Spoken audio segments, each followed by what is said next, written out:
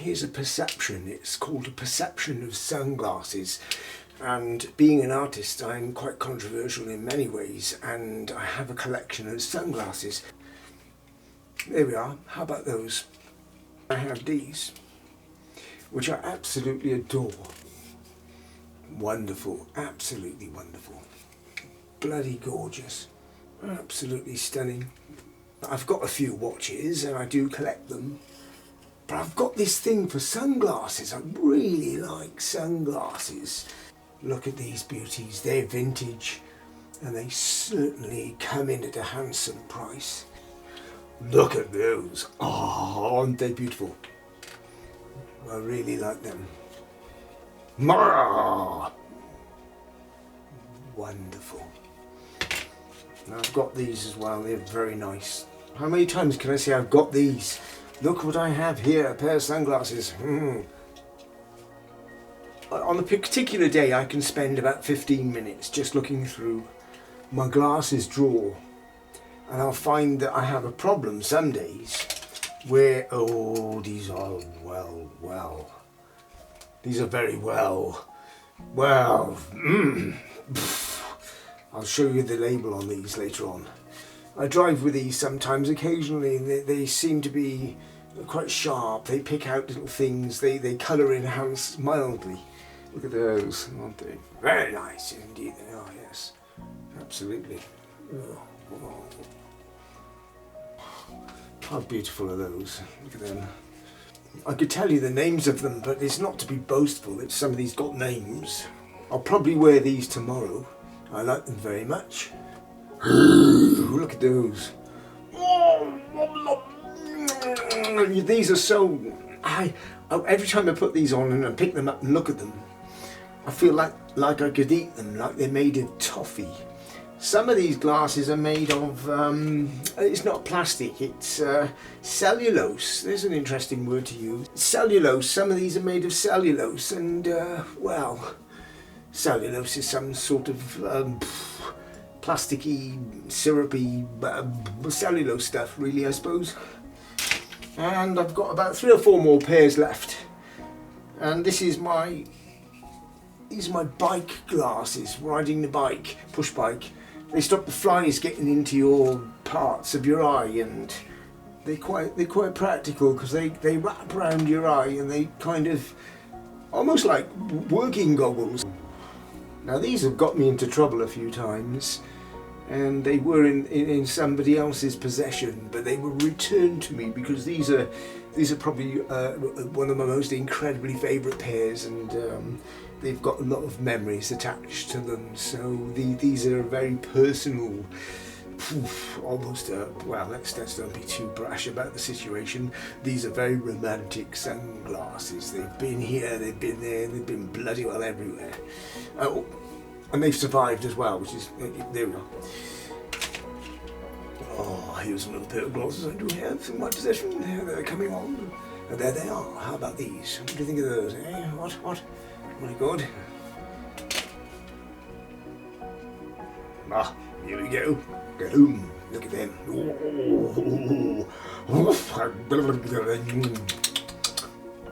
And the last one from drawer number 1 are these. They're quite delicate and they're quite sensitive, and like me really, very sensitive. They are. Now that's drawer number 1, and I'm going to show you, if you've got the stamina to go along with me, I'm going to go for drawer number 2. So I'll put this lot away, and then I'll attack drawer number 2, and I'll show you them. Look at those. Very good. Sunglasses. And if you're a collector, it's incredibly easy to become addictive. Because even if it's like there's Jay Leno, we popped over to see him some years back, and he was kind enough to show us his cars, and the idea here is he's got a tremendous amount of vehicles and additional accessories and motorbikes and motoring memorabilia, and Jay Leno is a collector, entrepreneur, TV presenter and all the rest of it, and a wonderful chap, by the way. And I'll say this about Jeffrey Archer, a wonderful chap, and his wife, very, very, very courteous and generous, and they're both gentlemen to boot. And if you've got the ability to collect something, it doesn't really have to be valuable. It could be matchsticks or something, like lollipop sticks or something. People do collect models, toy soldiers and stuff like this.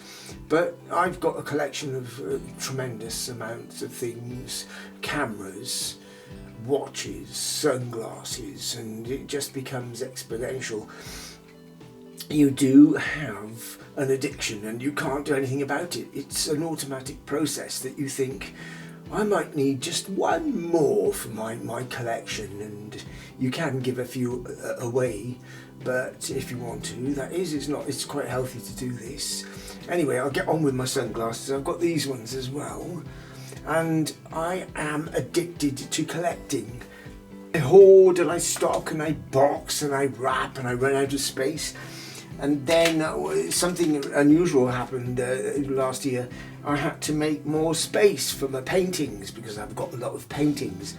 I had to get some more storage boxes because I've got a lot of sculptures. So anyway, eventually it all runs out, all comes to an end, and the empire fails and falls and turns to dust.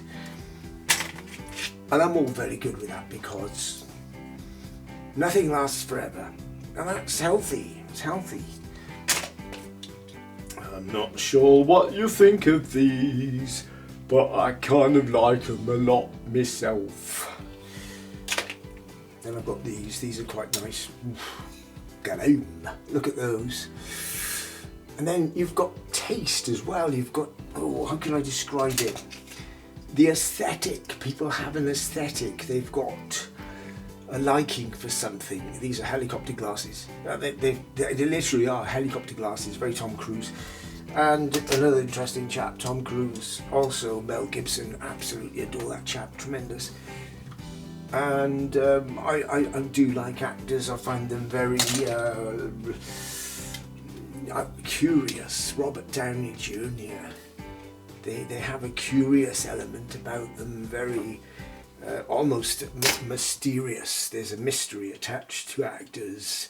They live an incredibly private lifestyle, although they're on the screen and they're out in the public arena promoting themselves, but truthfully they're very, very private. I remember John Hurt, he would like to be reclusive, left alone and not interfered with, to recuperate from making a film, because making a film is, let's use an example here. I just can't think of his name. Daniel Craig, there we are. Daniel Craig working on the Bond films. Oh my gosh, it's a marathon. It's a pentathlon. It's a multitude of stamina needed physically, and then you have the mental bombardment as well. You've got the scripting and it becomes not exhausting, it becomes soul destroying. Oh yes, you're on the big screen and it looks wonderful for the audience, but when you're the chap in the middle of the storm, in the nitty gritty, being tossed around by the tornado, you can tolerate it for so much, and then it just takes its toll on you. It wears you down terribly. In fact, you end up not wanting to be in front of the camera after a while, because it's not the camera, it's you. You have to keep finding the energy to, let's say, perform. Yes, perform, acting. It's almost like, let's say, modelling. Models, they look great in the magazine and what have you, and all the promotional videos, but it's such bloody hard work. It's not what it seems. It certainly isn't. It really is difficult sometimes, and we all like to express ourselves, but if you keep expressing yourself, it's like a candle. It does burn and it goes out eventually, and another process, which is normal. If you think of those, I'm not sure about these. I think they could make me look a little bit geeky. It doesn't matter though. I'm not one to get embarrassed by situations like looking foolish or geeky or even looking like a complete dick, I don't mind. You know, I've not. I used to be sensitive, in a sense that I'd be embarrassed of the way, you know, I look and what I'm dressing like. I used to be very critical, but now at times I do need to present myself on a professional level. But I'm very laid back about the way I dress and what have you. I'm not, you know, too fussed most of the time. In my working clothes, which are covered in paint and sawdust and metal grindings and all kinds of stuff. Food even, yes, coffee has dripped down the front of my shirt once, destroyed the shirt, but it doesn't matter. I used it for rags for cleaning my paintbrushes. Oh, these are dusty, I need to clean these. Or do I care? Where am I going? I'm babbling again. Anyway, if you can put up with my babbling, these are my sunglasses. And I've got a few of them, if you have noticed. Maybe I've got one or two. And they all have their own charismatic... What do you think of these ones, dear? They've all got their own little personality, you see. And when they accompany clothing, it's surprising. When you cover your eyes, you do... Itchy ear. When you cover your eyes, there's a difference, isn't there?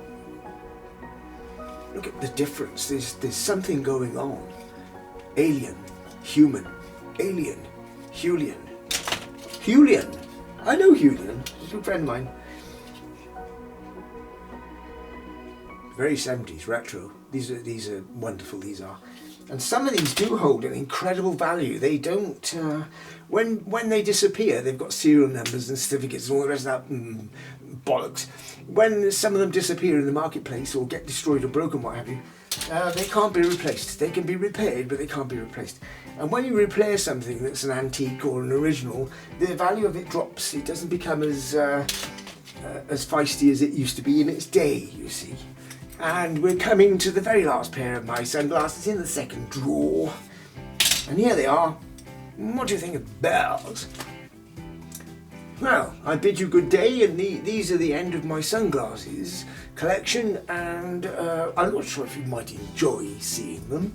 I know Michael Blakey shows off his watches and what have you, and his friend Peter up in Beverly Hills has a jewellery shop, and the jewellery shop has diamonds, and they all end up with celebrities and film stars and beautiful people, which they are.